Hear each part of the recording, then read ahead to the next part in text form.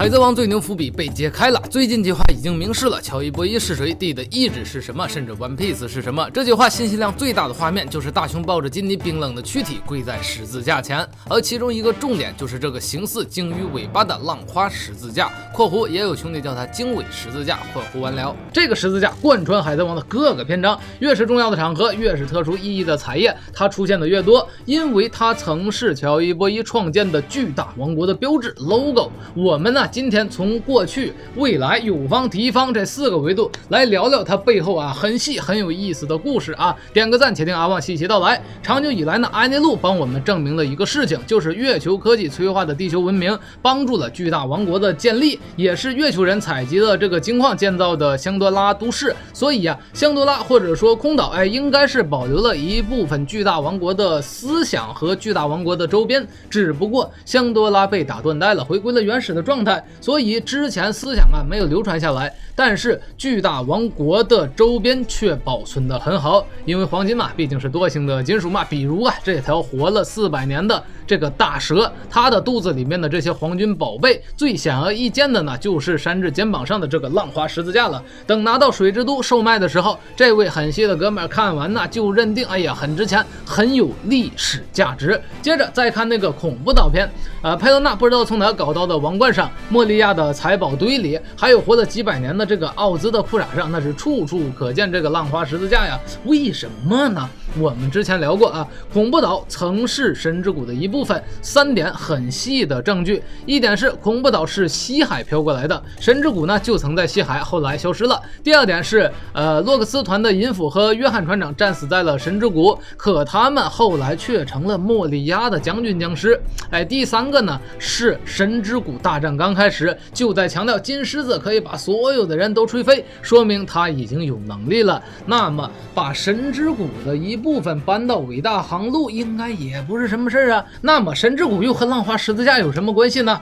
介绍神之谷的第一句话就是资源丰富。我们在前面有说过月球人降临地球的目的是采集资源，然后已经确定了月球种族的这个后裔的金马，他原来的那个国家就叫神之国。他们月球人为啥就这么愿意被叫做神呢？我们前面还说过，月球的科技催化了地球的文明，他们做到了人做不到的事，所以被称之为神嘛。那么神之名与采集资源这2个细节很有力的证明了神之谷与香多拉一样，也曾是最初那波月球人的矿区，而且月球人又帮助乔伊波伊建立了这个巨大王国呢。说白了，月球人和乔伊波伊是一伙的，所以月球人在神之谷经历空白100年后，遗留了一点巨大王国的周边，这不是很正常吗？那么明白了这个恐怖岛有很多十字架 logo 来，那怎么奥兹他的身上也有呢？而且他这个位置那真是把这个 logo 当宝贝了呀。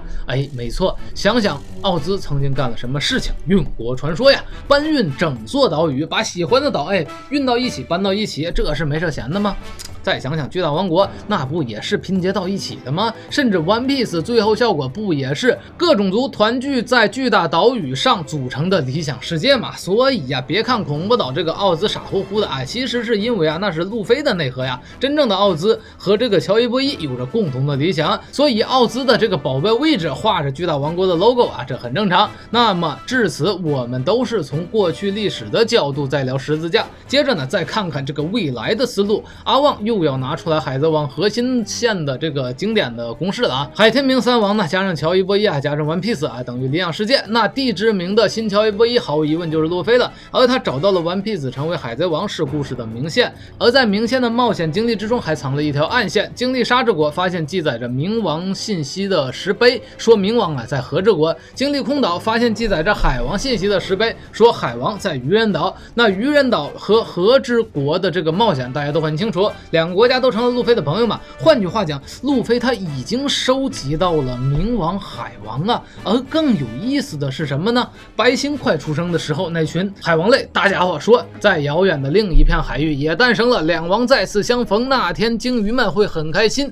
两王指的是谁呀？为啥叫再度重相逢呢？很简单的，800年前那位乔伊波伊和拥有海王力量的当时的人鱼公主约定要把鱼人岛搬到陆地上，但乔伊波伊爽约了，他没有做到，所以写了致歉信。那不过这个道歉要是有用的话，还要路飞干嘛呢？所以这句话的2个王指的就是新巨大王国的王，也就是新乔伊波伊路飞和鱼人岛的新人鱼公主海王白星再度重相逢，完成跨越800年的约定。这不也正是龙宫传说中的有人会替乔伊波伊完成约定吗？而这也是为啥夏利会看到路飞会毁灭鱼人岛的画面了，因为把鱼人岛从海底拉到陆地上，要让鱼人族成为平等的种族，那么毁灭鱼人岛约等于拯救鱼人岛。而两王相遇时，鲸鱼们很开心，那就更简单了。你看路飞他们离开鱼人岛时，鲸鱼们那大嘴咧的，这也忒大了。再者说，路飞完成这一切的时候，也就是环游1周后嘛，也会再会拉布的。不光鲸鱼们会很开心，布鲁克都能笑出皱纹来呀！虽然他没有皮肤。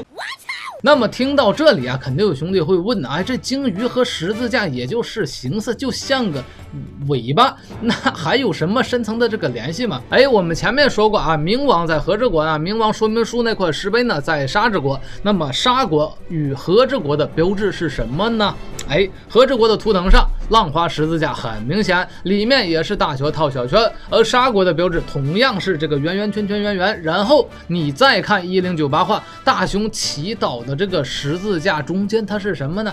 依然是大圈套小圈，这指的就是很多国家和岛屿组成了巨大王国呀，已经明示了沙国、和之国都曾是巨大王国的伙伴呢。和之国光月家帮雕刻石碑正文，帮藏起冥王，甚至800年前的石妇人，她作为和之国的人就出生在巨大王国。而沙国女王莉莉作为20国联军的国王之一，本是巨大王国的敌对方，但她是后来站到乔伊波伊这边的，还在自己的名字里加入了地。所以800年后，伊姆问寇布拉，莉莉大天是失误让历史正文散落世界的，还是有意为之？快告诉我，莉莉给你们这帮后代上面信的署名是什么？奈菲特点地莉莉。莉莉也将自己的名字加上了地，意思很明显，她站在巨大王国那边了。而重点是，她莉莉什么能力能让这么多的巨大的石碑砰砰砰砰砰一日之内散落世界各地呢？肉求果实呀！旅行的话，你想去哪里？1098画大雄不就是这样问的波尼吗？而尾田借波尼之口回答了什么呢？空岛。鱼人岛，空岛有什么？海王说明书的石碑呀，石碑上说了什么？海王在鱼人岛。好家伙，沙国、和之国、冥王、空岛、鱼人岛、海王，鸡皮疙瘩起来了吧？多他妈我操的一个闭环呢！然后你再看大雄祈祷这一幕，大雄这是在沉痛中祈祷一个理想世界呀，一个新的巨大王国呀！谁来创建？巴卡尼亚族代代信仰的是他们要谁呀？尼卡，也就是800年前的乔伊波伊呀。那800年前的乔伊波伊，他被谁搞的呀？伊姆。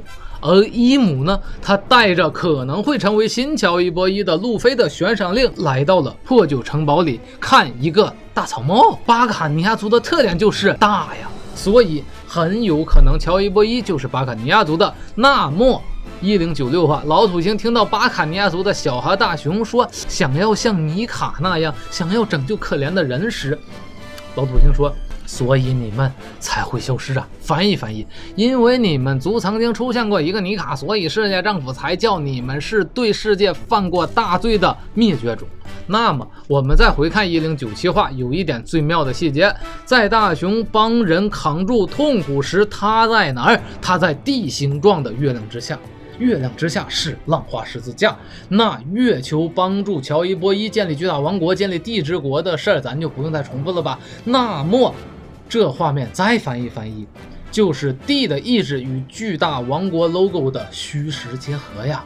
而大雄他在做什么呢？帮助可怜人，替他们扛下痛苦，让他们笑起来呀！你完全可以叫他巴索罗米奥小尼卡大雄。所以大雄这双手他真叫解放之手，不得不用一句古话夸一下尾田这波操作啊，你的牌打得也忒好了。那么了解了浪花十字架的含义，我们再看大草帽，再看巨大王国的遗址，再看那一母啊扭着胯胯肘子来到的这城门楼子，只要色彩稍微调整一下，就能明显看到这也是巨大王国的 logo 浪花十字架呀。至于在黑白的漫画里，这点小细节就更明显了。这就是横穿海贼王1000多话，纵贯海贼历史800年的最牛伏笔、最深暗线、最炸裂的细节。平心而论，明线故事精彩，暗线伏笔深远，解读空间如此之大的漫画太炸裂了。